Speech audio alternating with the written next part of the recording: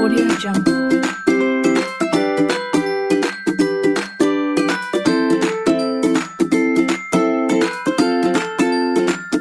Audio Jungle.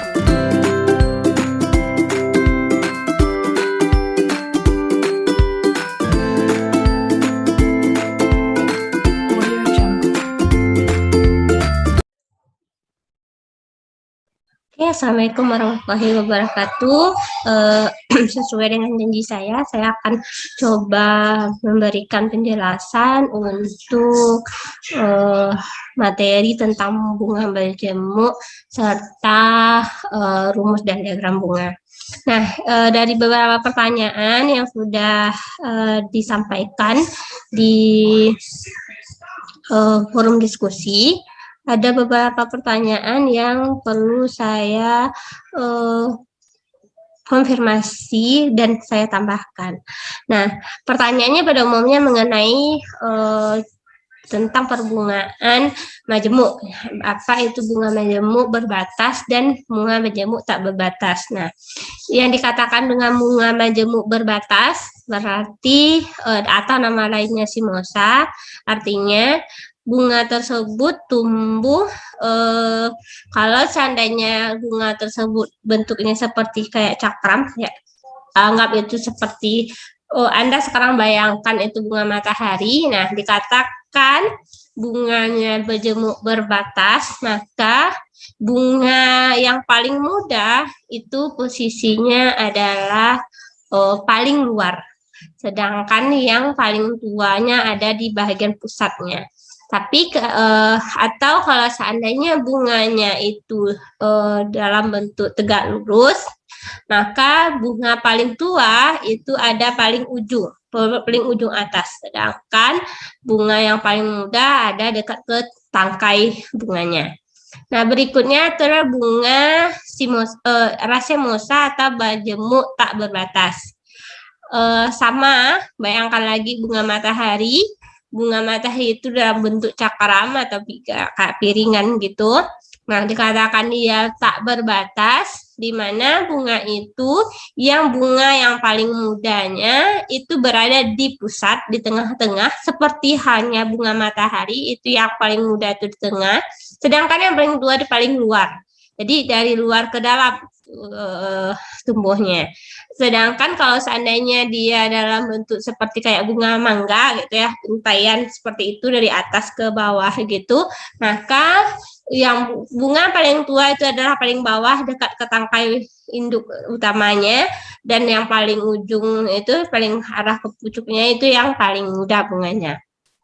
Nah, dikatakan dengan bunga majemuk mixta, artinya dia itu majemuknya campuran, artinya seperti ini. Bisa jadi biasanya ini kalau majemuk mixta ini dia itu saya yang paling sering ditemukan itu adalah dalam bentuk bunga majemuk bentuk payung majemuk. Bunga majemuk majemuk bentuk payung, bentuk payungnya majemuk seperti pada bunganya ketumbar, bunganya seledri, atau wortel, seperti itu. Nah, di mana ketika yang istilahnya tangkai bukan tangkai bunga utama, tapi tangkai yang primernya, sama halnya seperti daun, karena ada yang tangkai daun primer, yang rakis primer, sekunder, kayak gitu ya. Nah, itu bisa jadi munculnya racemosa pertama tak berbatas, tapi untuk satu payungnya dia bisa jadi dia adalah simosa, sehingga kita namakan dia dengan mixta, artinya dalam satu perbungaan secara keseluruhan dia itu munculnya racemosa dan simosa, sehingga dinamakan dengan bunga berjemuk mixta. Saya akan coba gambarkan bagaimana bentuk dari yang simosa tadi. Jadi kalau di simosa itu, mana dia?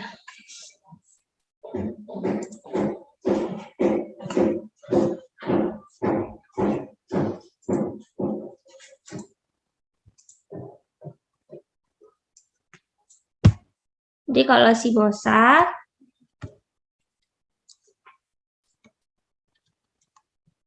Bu mengatakan, jadi bentuk simosa itu kalau ini ada bentuk periuk, bentuk bonggol, bentuk tongkol, bentuk banyak sih sebenarnya bentuk cakram gitu. Itu tuh ya Anda cuman tinggal lihat gambar aja atau bentuk bulir.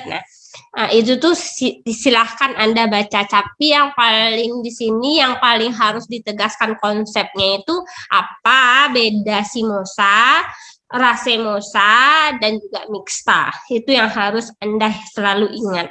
Jadi sebenarnya Anda cuma perlu melihat dari mana bunga yang lebih mudanya, yang mana yang lebih tuanya, apakah dekat ke sumbu batang atau menjauhi sumbu batang. Jadi dari sana kita akan tahu apakah dia itu tipenya simosa atau racemosa. Ingat, kalau simosa ini dia majemuknya terbatas atau berbatas, maka bunganya yang tua akan jauh dari sumbu batang, seperti itu kata kuncinya, sumbu batang atau tangkai, atau jadi jauh sumbu batang itu misalkan sumbunya itu adalah tangkai bunga gitu ya, atau dari batang tumbuhan itu tersebut bisa juga, misalkan anggap ini adalah tangkai batang, anggap ini adalah batang, habis itu ini ada buku udah muncul perbungaan. Nah, kalau seandainya anggap aja bunganya ini tipenya malai ini. Nah, habis itu tipenya malai.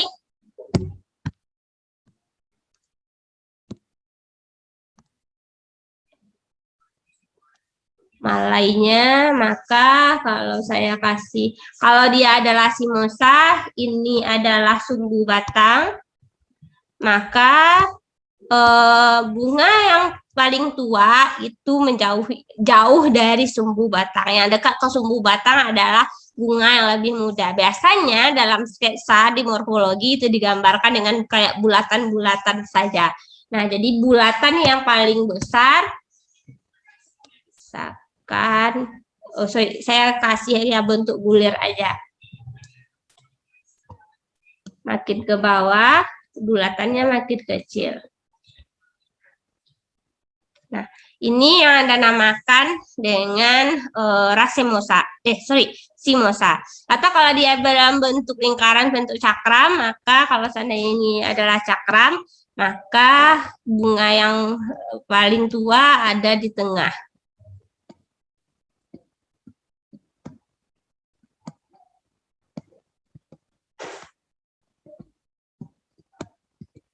Nah, seperti itu yang simosa. Nah, kalau seandainya dia adalah racemosa,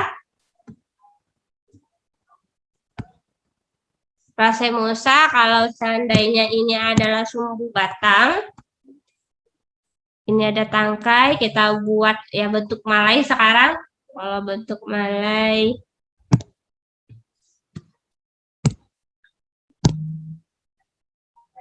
bunga yang paling tua ada lebih dekat ke sumbu batang, sedang yang paling muda menjauhi sumbu batang. Jadi kasih tangkai yang paling kecilnya di sini, berikutnya lebih besar, berikutnya besar lagi.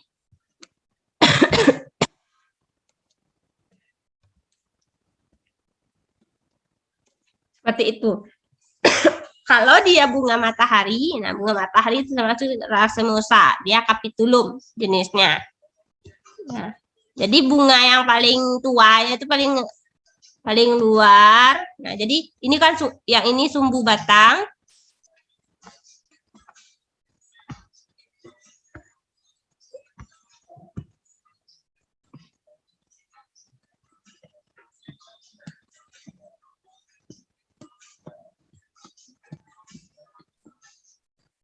Jadi bunga yang mudanya ini dekat ke sumbu batang itu yang racemosa.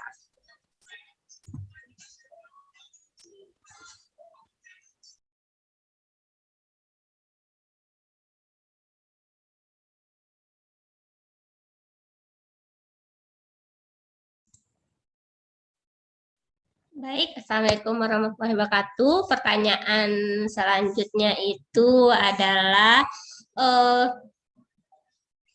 mengapa kalau putik itu dikatakan sebagai modifikasi dari daun?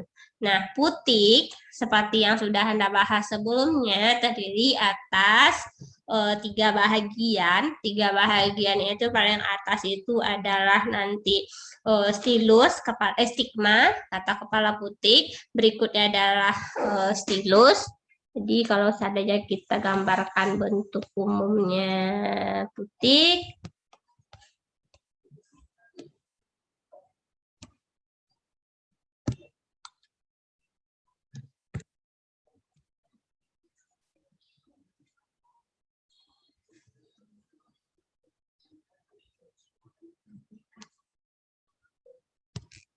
ini adalah stigma,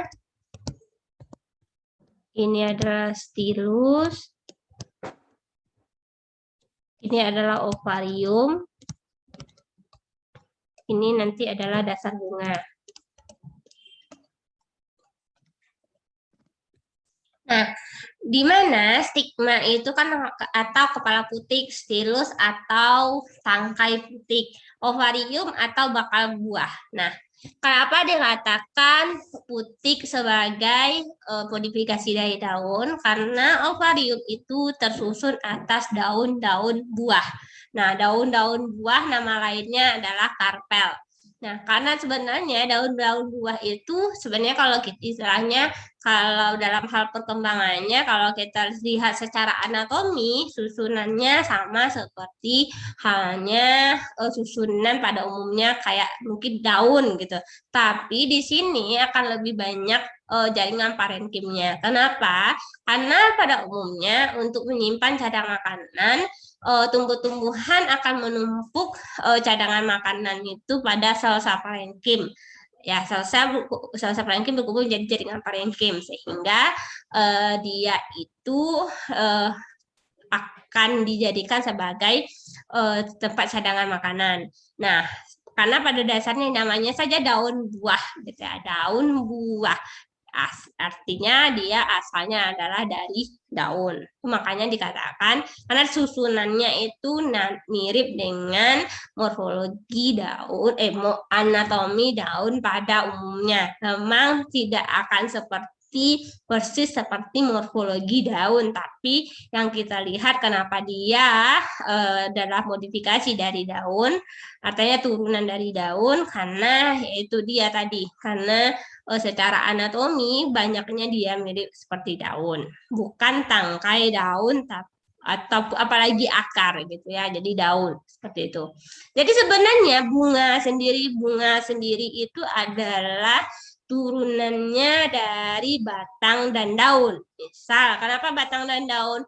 Sepal, petal, tepal, daun kelopak, daun mahkota, atau daun tenda bunga, namanya saja daun. Secara struktur anatomi dia itu adalah daun.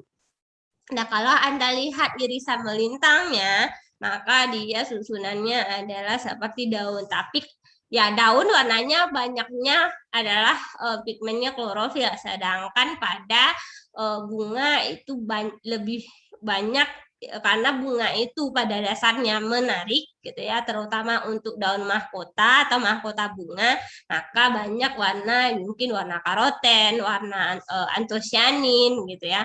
Tapi bukan vicocyanin, vicoerythrin, yaitu tuh di alga. Kita bahasnya di tumbuhan tinggi. Nah, jadi ada karoten, antosianin gitu banyak ya jenis apanya.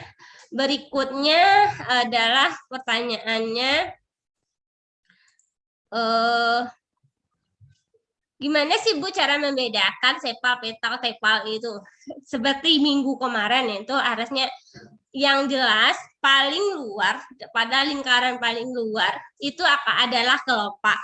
Berikutnya adalah mahkota, berikutnya lingkaran berikutnya adalah stamen, berikutnya lagi adalah putik gitu.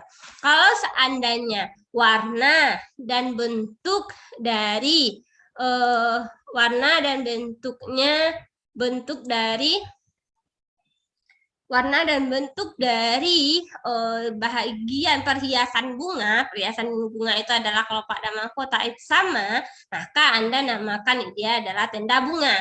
Tapi warnanya sama, Bu, tapi bentuknya beda, Bu. Maka mereka bisa kita katakan sebagai kelopak dan mahkota. Atau bentuknya sama, Bu, tapi warnanya berbeda. Satu agak hijau gitu, Bu. Yang satu lebih hijau muda sekali, Bu, agak arah ke kuning gading kayak gitu, Bu. Gitu. Tapi masih ada hijaunya. Ya, tetap dia adalah kelopak sama mahkota.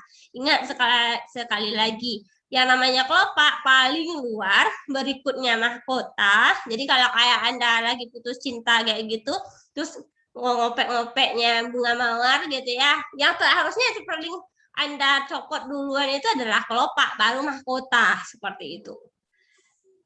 Mungkin itu saja yang harus ditegaskan pada Anda semua. Jadi nanti ovarium, sekali lagi kalau untuk ovarium itu nanti akan berubah menjadi, di dalamnya ada ovul, bakal biji. Nah, nanti ovarium akan berkembang menjadi buah, sedangkan nama ovarium nama lainnya adalah bakal buah, akan menjadi buah, putus. Sedangkan ovul itu akan menjadi ovul atau bakal biji akan menjadi semen. Seperti itu.